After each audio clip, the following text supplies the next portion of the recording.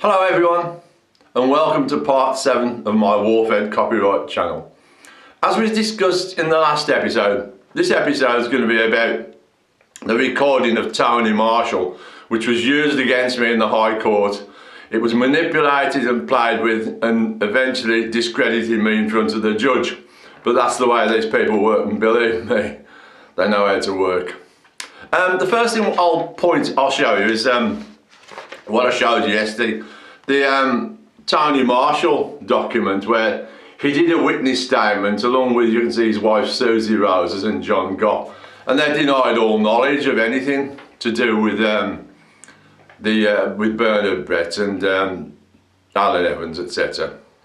And while we're on that subject, I wish to point out that there were 13 people interviewed on that witness statement. Even the historian for Wolverhampton Wanderers, and every single person who were diehards for Wolverhampton Wanderers, and even to this day, to the date of the court case, not one single person had got a clue who done the Wharfhead design, except me in 1979 when I saw it. Well, I know I did it in 1963, but when it became commercial in 1979, none of them had got a clue about anything. How you can go through 20 years or 30 years of a club wearing an emblazoned badge on your shirt and not know where it's come from? Nobody ever asked the question. Seems not.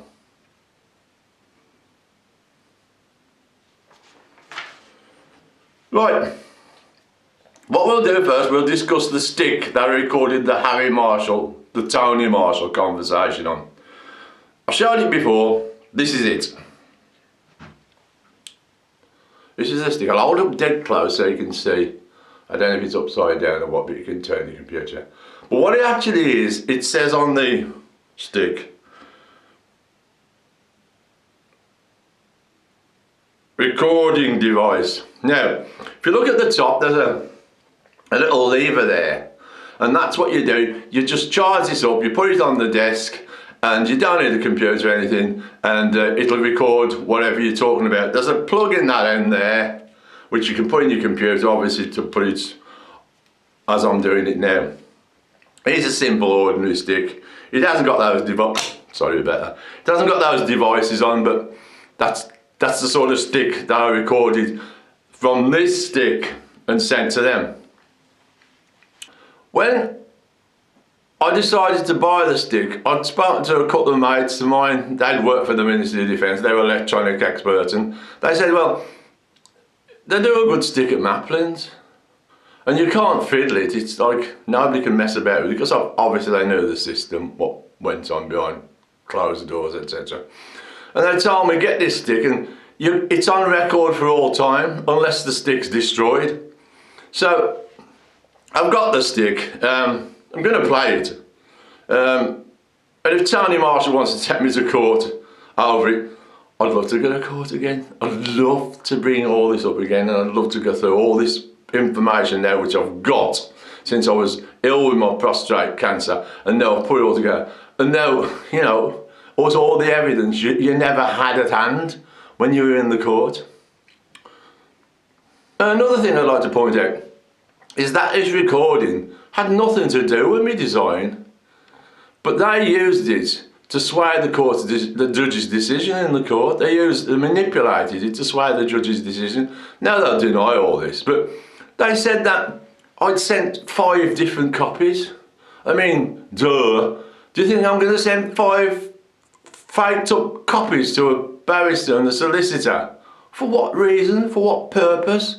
I mean, when you look at this video, when you listen to this voicemail, ask yourself, what purpose has this voicemail got? What relevance has it got to my Wharfhead? Nothing at all. The only gain from discrediting me with this voicemail recording is to benefit them, is to prove that their guys were telling the truth. That's all it was done for. And to discredit me, of course. Anyway, we'll play the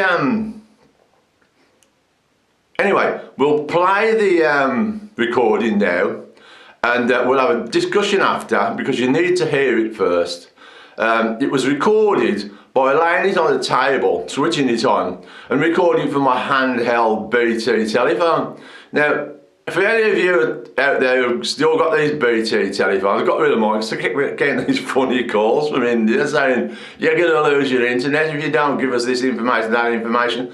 So that was ringing at 5 and 6 in the morning, so I got rid of it. I just use my missus's mobile now. But the point in me saying this is that if you press the volume button, there's like a blip, and that blip is to turn the volume up. It's the blip you'll hear around about a minute into the tape, and where I mentioned Wolverhampton, it just sort of clicks. And that's the blip they used and they enhanced and created problems with on the recordings I sent them, and they exaggerated till it was completely illegible. And, you know. Anyway, here we go. This is the voice recording, and I'll talk to you later.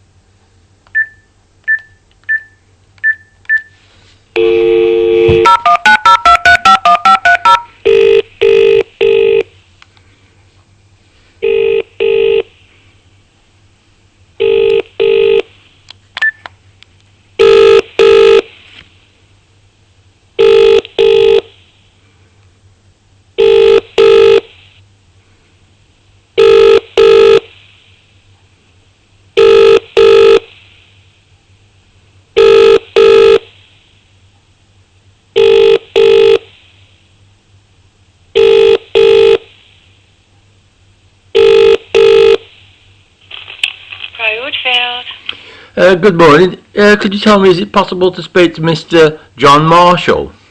John Marshall? Or the Mr. Marshall who runs the company? Right, and who's calling? My name's Peter Davis. I just want to ask him a couple of things. It's a personal matter concerning his late father and grandfather. I'm writing a book and I just wanted to ask him one question. Right, so you're writing a book about his late father? No, not about his late father. And I'm writing a book, but incorporated is his late father and grandfather. But it's to do with Wolverhampton art and Wolverhampton wonders, etc., etc. But I just wanted to ask him one question. Bear with me, I'll see if he's available, Mr. Dale. Thanks ever so much. Thank you.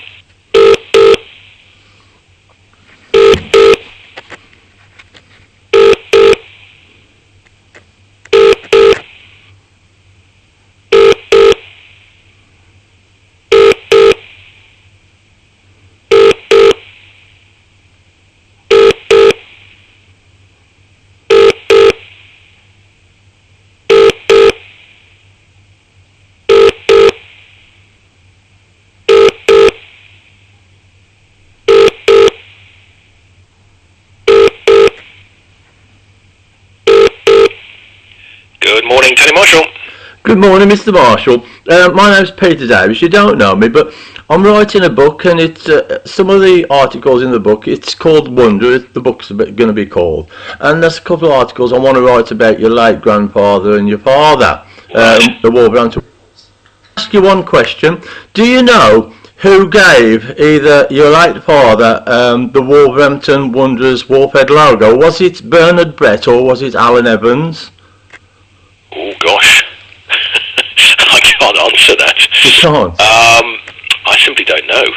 Right. So what exactly are you referring to there? Your father, I think it was your father who ran Wolverhampton Wanderers in the late 70s. Correct, yeah. But after your grandfather, I think so. He introduced the Wolfhead logo to the shirts. It was just a basic black wolf head. Yeah, I remember it. And I just wondered who'd given it him. Was it Bernard or Alan? I simply don't know that. Gosh, I'd have only been a young child at the time.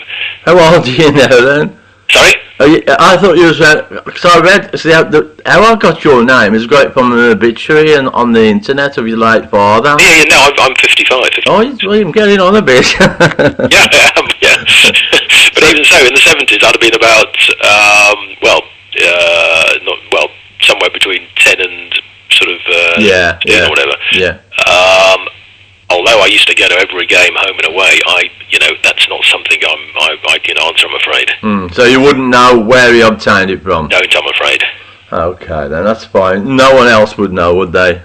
I can't think of anybody else who'd know. I mean, my mother's no longer alive either. So. Isn't she? Oh, I thought she was still alive. But No. I wouldn't want to trouble your mother anyway. I spoke to Alan Evans, his mother, and Right. she said he was friends with Mr. Marshall, Yeah. the father, and Bernard was. Yep. So there's a sort of a link back there. I just want to put the story together because nobody seems to know. It's just some new things I want to do about Wolverhampton and art. So I could write that Bernard, Alan, and your dad Harry were friends anyway. You could mention that. Yep. But as I can mention it because they were friends. yes, I think so. Yeah, well, I mean, there's certainly sort of names that were mentioned. So yes, I mean, I don't think there's any reason to think that they weren't. All right. I mean, they're definitely names that I recognise. All right, and thanks for your time. I know you're probably busy. I won't want to keep you any longer. And I'll Okay. send you. I'll send you a book when I've got time. Oh, that'd for be your help. brilliant. Yep. Thank you. Okay. Bye. Cool.